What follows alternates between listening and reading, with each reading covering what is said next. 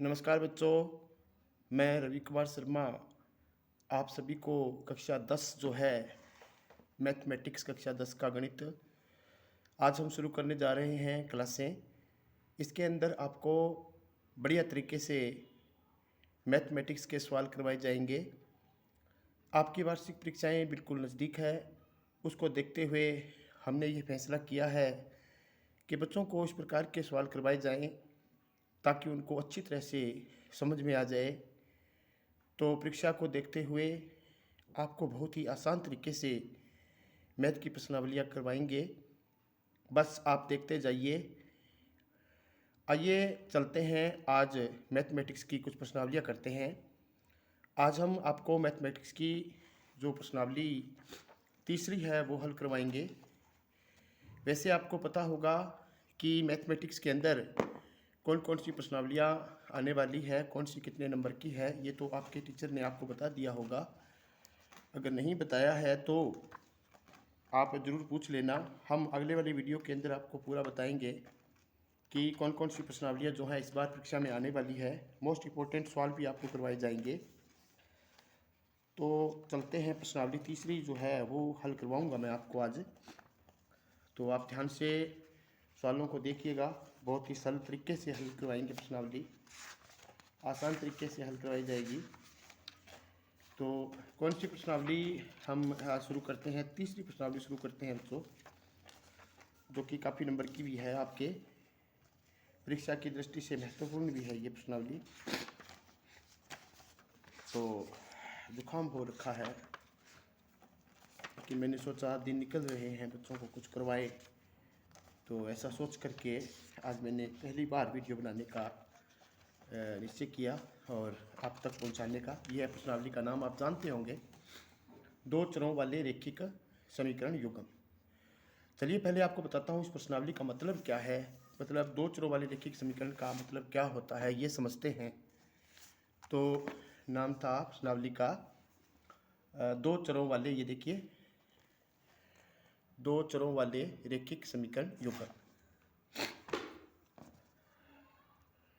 दो चरों वाले रैखिक युग्म।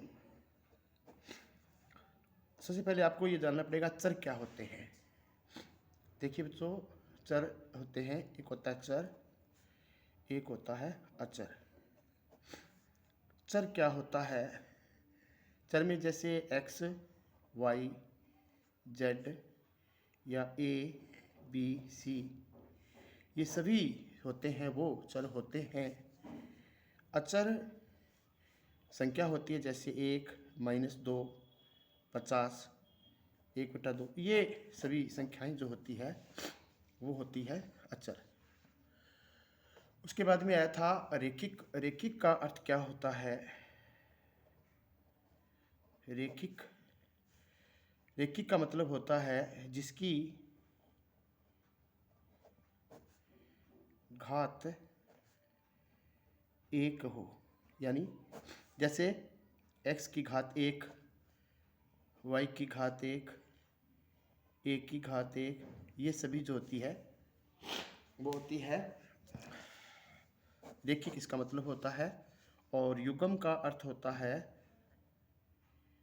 युग्म जोड़ा। यानी कि जैसे x + 2y = 4, ये एक रैखिक समीकरण है। कुछ भी लिख सकते हो आप, a + 3b = 4, ये सभी रैखिक समीकरण होते हैं। तो आपको समझ में आया दो चरों वाले रैखिक समीकरण का मतलब क्या है। आइए चलते हैं, करते हैं प्रश्नावली, स्टार्ट करते हैं। 3.1 में आ जाओ। 3.1 प्रश्नावली जो है वो देखते हैं। ये रही 3.1। इसका पहला सवाल देखिए। आफ्ताब अपनी पुत्री से कहता है, 7 वर्ष पूर्व मैं तुमसे 7 गुनी आयु का था, अब से 3 वर्ष बाद मैं तुमसे केवल 3 गुनी आयु का रह जाऊंगा। क्या यह मनोरंजक है? इस स्थिति को बीजगणितीय एवं ग्राफीय रूपों में व्यक्त कीजिए। ये सवाल है आपका। इसको हल करते हैं, ध्यान से पढ़िए। आफताब अपनी पुत्री से कहता है 7 वर्ष पूर्व। बच्चों, पूर्व पूछा जाए या पहले पूछा जाए तो माइनस आता है, बाद में या फिर पश्चात पूछा जाए जैसे यहाँ पूछ रखा है तो उसमें प्लस होता है। कैसे करेंगे सवाल करते हैं। लिखेंगे माना प्रश्नावली 3.1 का पहला सवाल।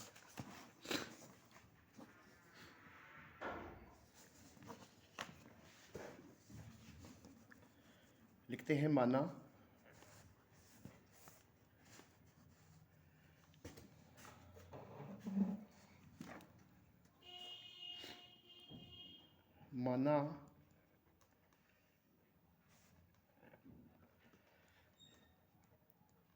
आफताब की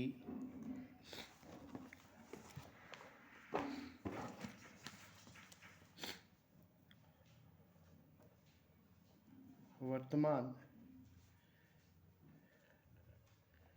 आयु बराबर x वर्ष तथा आफताब की पुत्री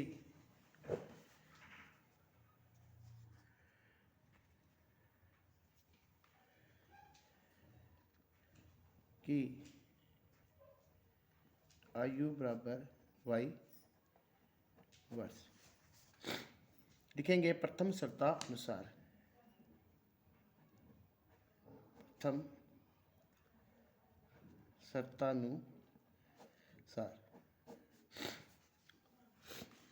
प्रथम शर्तानुसार क्या लिखेंगे? 7 वर्ष पूर्व। कैसे लिखेंगे? पूर्व मैंने बताया था प्लस माइनस लगाते हैं, यानी कि 7 वर्ष पूर्व आफताब की आयु बराबर कितना हो जाएगा? x माइनस 7 वर्ष लगा दो। इस प्रकार लिखेंगे 7 वर्ष पूर्व पुत्री की आयु बराबर y माइनस 7 वर्ष। लिखो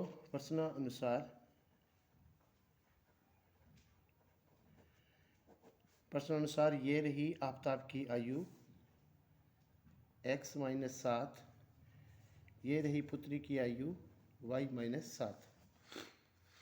क्या कहता है? 7 वर्ष पूर्व आफताब की आयु उसकी पुत्री की आयु से 7 गुनी थी।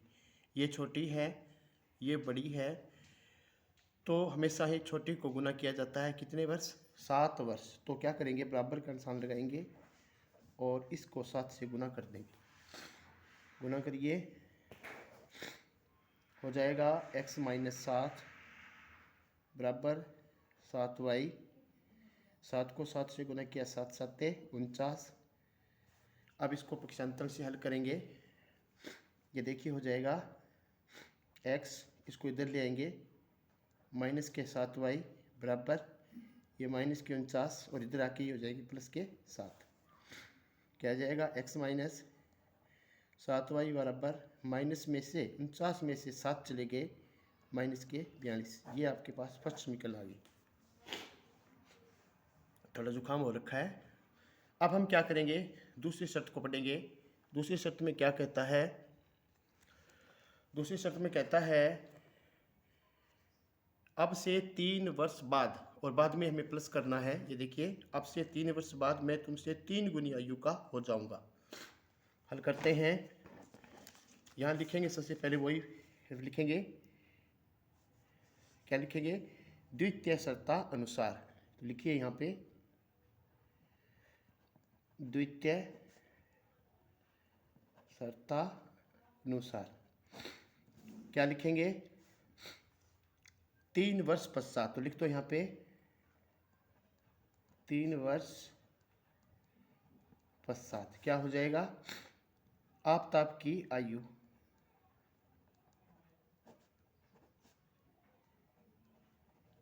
कितनी हो जाएगी, x प्लस 3 वर्ष, और पुत्री की आयु कितनी हो जाएगी, y प्लस 3 वर्ष। अब क्या करेंगे, यहाँ देखिए आप प्रश्नानुसार,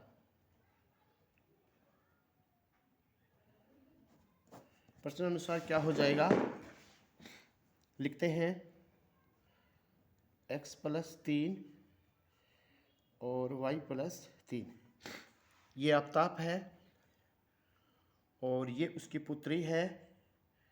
आफताब 3 वर्ष बड़ा हो जाएगा, ये बड़ा है, इसको क्या करेंगे, 3 से गुणा करेंगे, बराबर का निशान लगाइए, बराबर करनी है, 3 से गुणा कीजिए। करते हैं x प्लस 3 बराबर 3 को y से गुणा किया, 3y प्लस 3 3 9। अब पक्षांतरण से हल करेंगे, x इधर है, ये लेफ्ट हैंड साइड, ये राइट हैंड साइड, बायां भाग दायां भाग, x इधर है तो x रहेगा, बराबर से इधर इसको लेके आएंगे तो ये प्लस की है ऑलरेडी, तो ये माइनस के 3y हो जाएगा, बराबर ये 9 है, इसको इधर ले जाएंगे माइनस के 3 हो जाएंगे, तो x माइनस 3y बराबर 9 में से 3 गए 6। सेकेंड समीकरण हमारे पास आ चुकी है। अब हमें क्या करना है, हम लिखते हैं समीकरण 1 और 2 को ज्यामितीय यानी ग्राफ विधि से इसको हल करना है, लेकिन देखते हैं, चलो लिखते हैं।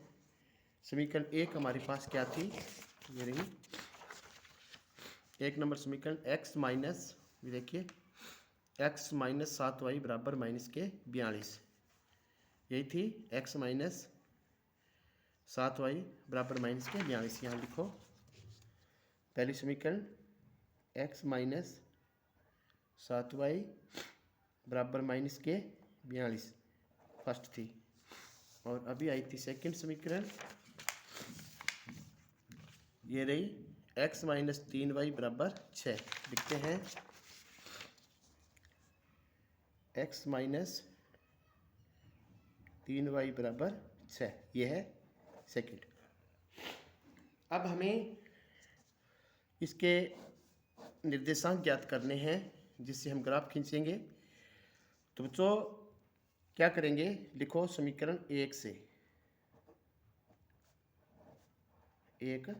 ये लिख लो x माइनस 7y बराबर माइनस के 42।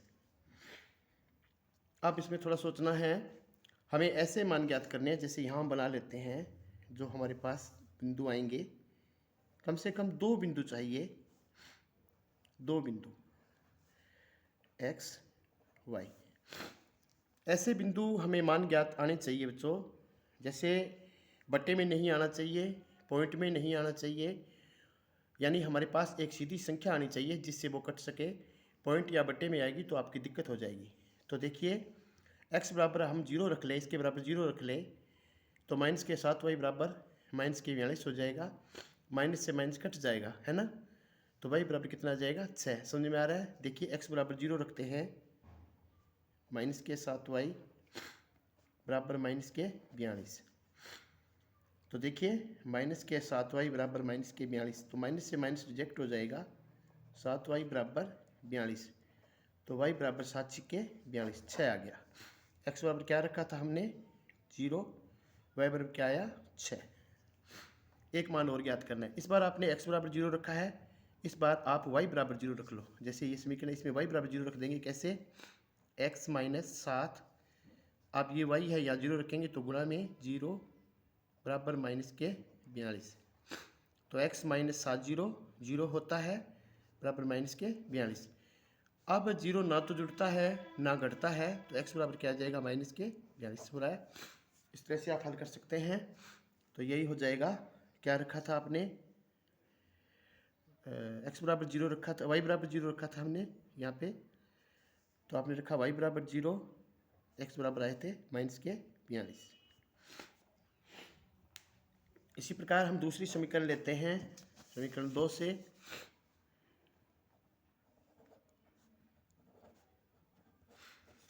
बहुत आसान है, ये रही x माइनस 3y बराबर 6। तो देखिए आप x बराबर 0 रखते हैं तो क्या रह जाएगा, -3y बराबर 6, y बराबर 6/3, 3 निकम 3, 3 दूनी 6, y बराबर -2, y बराबर -2 आ गया। दूसरा बना लेते हैं,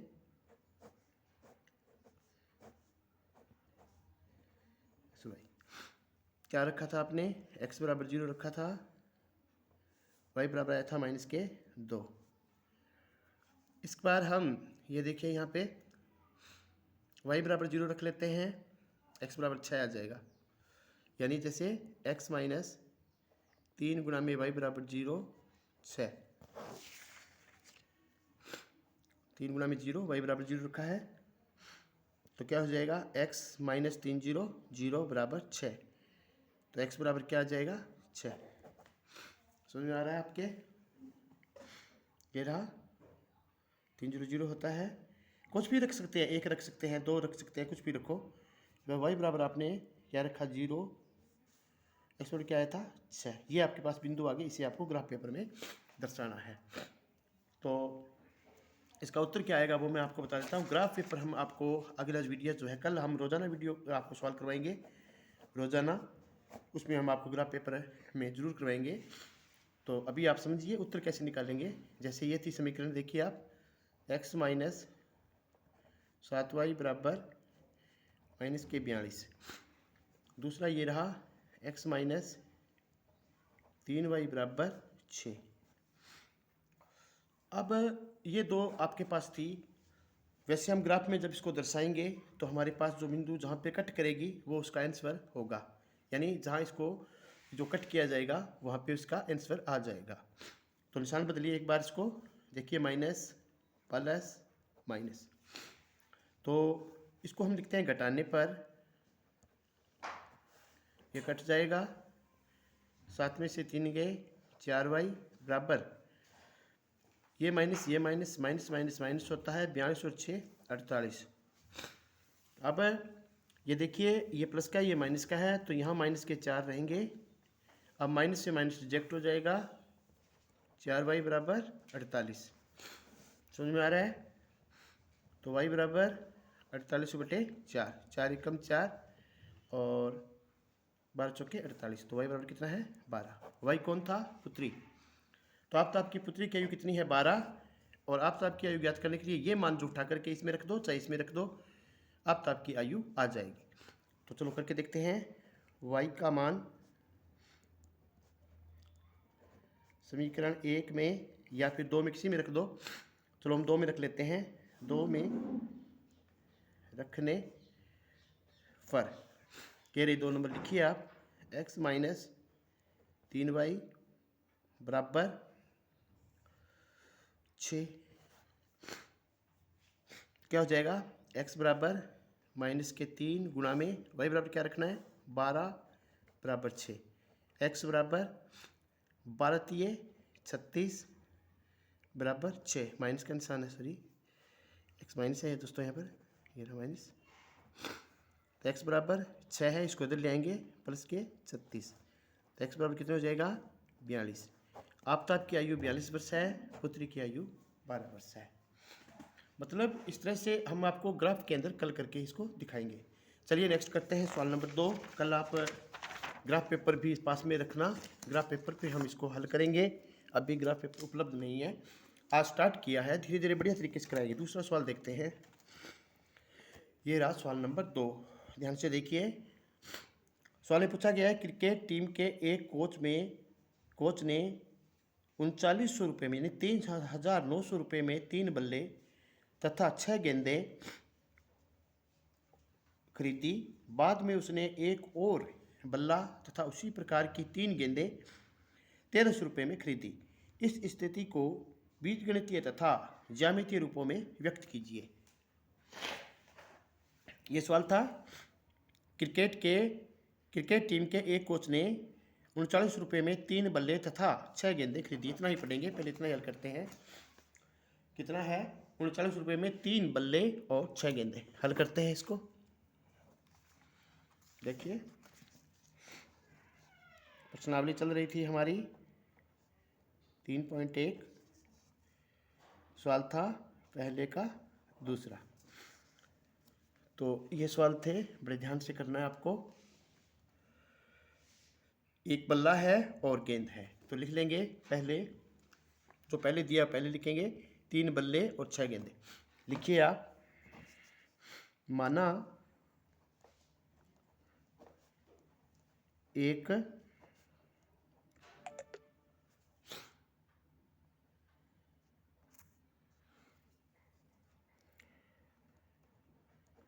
बल्ले का मूल्य x रुपये, बस वही टारगेट रखना है, तथा एक गेंद का मूल्य बराबर y रुपये। अब यहाँ लिखेंगे प्रथम शर्ता अनुसार, प्रथम शर्तानुसार क्या है पहली शर्त?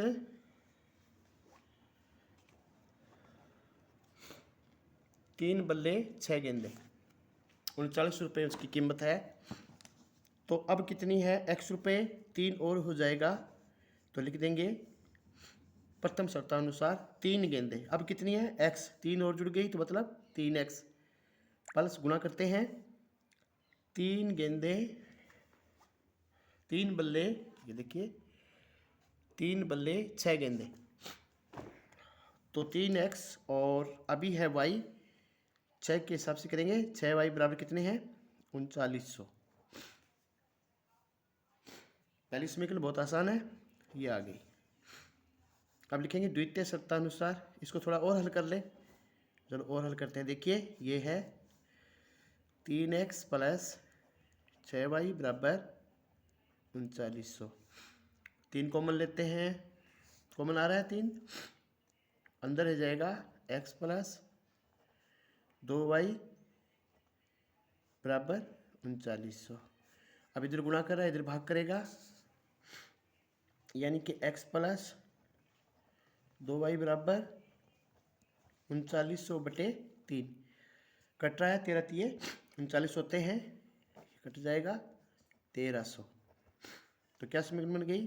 x प्लस 2y बराबर 1300। ये हो गया फर्स्ट समीकरण, थोड़ी आसान हो गई है ना। दूसरा पढ़ते हैं द्वितीय शर्तानुसार। लिखिए आप, थोड़ी लिखाई थोड़ा सा पहली बार कर रहे हैं ना, आज हमारा पहला दिन है, इसलिए थोड़ी सी ऐसा आपको लग रहा है। नेक्स्ट वीडियो में आपको इससे बेटर मिलेगा, क्योंकि अभी हमने स्टार्ट ही किया है। बहुत बढ़िया आपको आगे करवाएंगे। तो लिखेंगे द्वितीय शर्तानुसार। अब देखिए एनसीईआरटी में क्या लिखा है दूसरी शर्त के अंदर, ये देखिए दूसरी शर्त में है 3 गेंदे, इसने लिखा है दूसरी शर्त के अंदर क्या करना है, उसने एक और बल्ला तथा उसी प्रकार की 3 गेंदें। एक और बल्ला यानी बल्ला एक ही है, तो लिख देंगे x प्लस, इस बार गेंदें कितनी है उसने खरीदी है दूसरी बार, ये रही एक और बल्ला और उसी प्रकार की 3 गेंदें, ये रही 3 गेंद। तो क्या हो जाएगा, गेंद को y मानना है, तो बल्ला एक है तो x और 3 गेंदें तो 3y, और बराबर कितने रुपए दिए थे? पिछली बार 3900 दिए थे और इस बार वो दे रहा है, ये देखिए 1300 रुपये में खरीदी है। कितने में? 1300 में। तो बराबर क्या आएगा? 1300। ठीक है, ये होगी समीकरण नंबर 2। समझ में आ रहा है? अब इसको हमें ग्राफ पेपर के अंदर दर्शाना है। तो उसी तरीके से देखिए ये रहा। अब कहोगे सर इतने बड़े को बिंदु कहाँ से आएंगे, लेकिन वो भी एक बताएंगे आपको। पहले आप लिखिए 1 नंबर समीकरण x प्लस 2y बराबर 1300। हमें मान ऐसा रखना है, पॉइंट में नहीं आना चाहिए, बट्टे में नहीं आना चाहिए। हम क्या करेंगे, x की जगह 0 रखते हैं तो ये कितना आ जाएगा, 650 आ जाएगा, है ना। और अगर हम y की जगह 0, चलो x की जगह 0 रखो, कोई बात नहीं है, हम रखते हैं x बराबर 0 रखने पर, तो हो जाएगा 0 प्लस 2y बराबर 1300। अब 0 ना जुड़ता है ना घटता है बच्चों, तो 2y बराबर कितना हो गया, 1300। तो y बराबर 1300 बटे 2 यानी 650 हो गया ना। बना लेते